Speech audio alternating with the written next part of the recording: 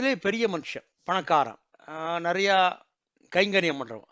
அவாளுக்கு தான் நம்ம முதல் மரியாதை பண்ணணும். அவாள விட்டு தான் ஒரு காரியம் பண்ண சொல்றோம். ஒரு அபிஷேகமோ, ஒரு மாலை போடுறதோ. பட் இங்க எப்படி இருக்கு பாருங்க. முதல்ல வந்திருக்கிறவாள்லாம் மக்கள் பண்றா. அதுக்கப்புறம் வந்திருக்கிற ராஜாக்கள், ராணிகள்லாம் பண்றா. அதுக்கப்புறம் ராமரோட தம்பிகள் லக்ஷ்மணன், பரதன், சத்ருகுணன் பண்ணின அப்புறமா கடைசியா ராமர் குதிரைக்கு அபிஷேகம் செய்யறார். பாருங்க எவ்வளவு தூரத்துக்கு ஒருத்தர் கிரவுண்டடா இருக்கணுங்கிறது இந்த ஒரு ஒரு ஆக்டிவிட்டியில நமக்கு புரிஞ்சுக்கலாம். அப்ப அவர் ராமர் அந்த குதிரைக்கு அபிஷேகம் பண்ணின உடனே ராமரோட கை அந்த குதிரை மேல பட்டும் இல்லையா? பட்ட உடனே அந்த குதிரை என்னாச்சு? ஒரு தேவ புருஷனா டிரான்ஸ்ஃபார்ம் ஆயிடுது. ஒரு மனுஷனா, ஒரு கந்தர்வன் மாரி வந்துட்டான். அந்த தேவ புருஷன் ராமரை பக்தியுடன் கைகூப்பி வணங்கினான். குதிரை தேவ புருஷனாக மாறியதை பார்த்து அங்கிருந்தவர்கள் எல்லோரும் ஆச்சரியப்பட்டார்கள். தன்னை வணங்கிய தேவ புருஷனிடம் ராமபிரான் நீங்கள் யார் என்று வினவினார். தேவபுருஷன் பக்தியுடன் கைகூப்பி வணங்கிய நிலையில், ஸ்ரீராமா, நான் என்னுடைய முற்பிறவியில் ஒரு பிராமணன். கங்கையில் நீராடி நான் என் பாவங்களை நீக்கிக் கொண்டேன். மேலும்